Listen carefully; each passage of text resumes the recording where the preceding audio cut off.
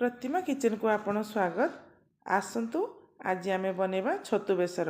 छतु बेसर किपर प्रस्तुत होची ताहा आसतु देखिबा। एई छतु बेसर पई दरकार छतु 400 ग्राम,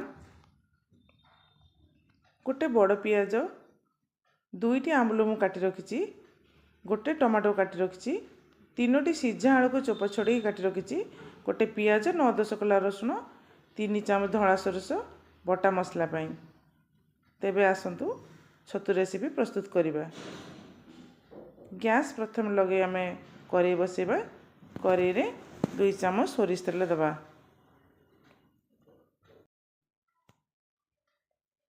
तेल गरम हो गले आमे सेतरे छोट छोट करी काटी रखिथिबा छतु को पकेबा।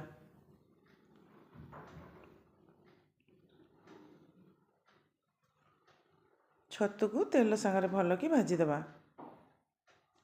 टिके छतु भाजी आसले सेतरे दरकार परिमाण हलदी और लूण पकेबा।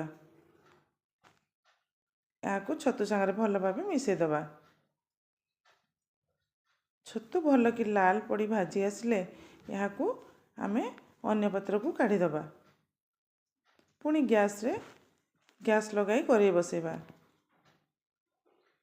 सेतरे 3 चामच सोरिष तेल दबा।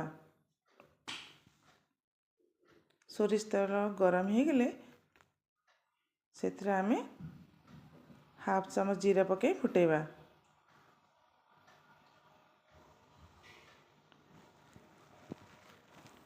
जीरा भल कि फुटी गले काटी रखिथिबा गोटे बड़ पियाज को सेतरे पकाई भाजीबा।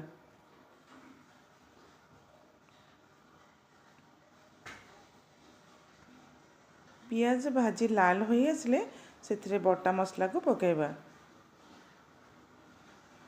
बटा मसला टिके कषि सारा पर सेतरे काटी रखिथिबा टमाटो को पकाई भल भाबे गोळेई दबा।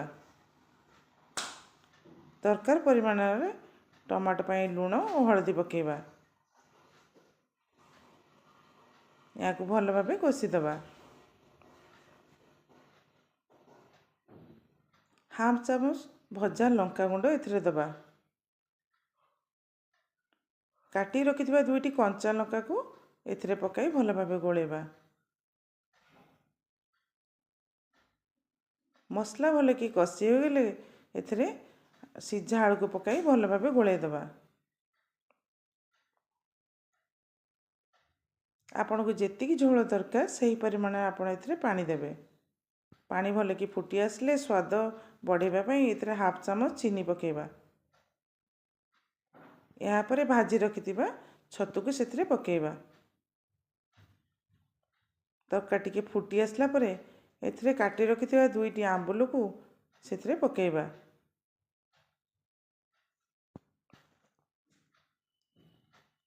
प्रस्तुत हो गला हमर छतु बेसर।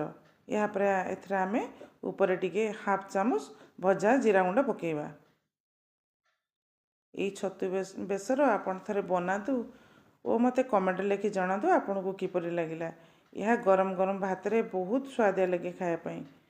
आपन जदि मो रेसिपी भल लागिला आपन मो चैनल को लाइक एंड सब्सक्राइब करि देबे।